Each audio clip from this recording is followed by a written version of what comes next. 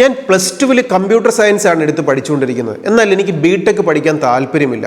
പിന്നെ കമ്പ്യൂട്ടർ മേഖലയിലെ നല്ല കോഴ്സുകൾ എന്തൊക്കെയാണ്?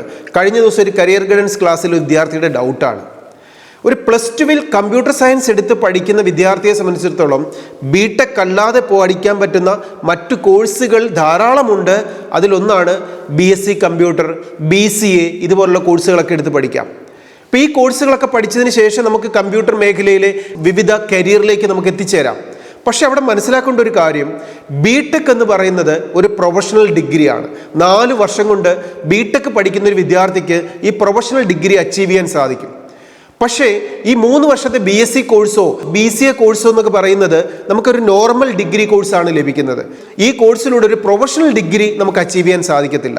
ഇനി ഈ കോഴ്സുകളൊക്കെ പഠിച്ചു കഴിഞ്ഞാലും കമ്പ്യൂട്ടർ മേഖലയിലുള്ള വിവിധ കോഴ്സുകളായ കമ്പ്യൂട്ടർ സയൻസോ ആർട്ടിഫിഷ്യൽ ഇൻ്റലിജൻസോ റോബോട്ടിക്സോ ഏത് മേഖലയിലേക്ക് ജോലി ചെയ്യണമെങ്കിലും നമുക്ക് ബിടെക്കോടുകൂടി പോകാം, ബിടെക് ഇല്ലാതെയും പോകാം. പക്ഷേ അതിലേക്ക് എത്താനുള്ള വഴികൾ കൃത്യമായിട്ട് മനസ്സിലാക്കി നാം പോകണമെന്ന് മാത്രം. പഠിക്കുന്ന സമയത്ത് തന്നെ നമ്മൾ എത്തേണ്ട ടാർഗറ്റിനെ കുറിച്ച് കൃത്യമായിട്ട് മനസ്സിലാക്കി അതിനനുസരിച്ച് പ്ലാൻ ചെയ്ത് പഠിക്കുക. പഠനമാണ് ഏറ്റവും ഇമ്പോർട്ടൻ്റ്. അതിനോടുപരി നമ്മൾ എത്തേണ്ട കരിയറിലേക്കുള്ള കൃത്യമായ പ്ലാനിങ്ങും അതിനകത്ത് ആവശ്യമാണ്. Study well, enjoy your future. All the best.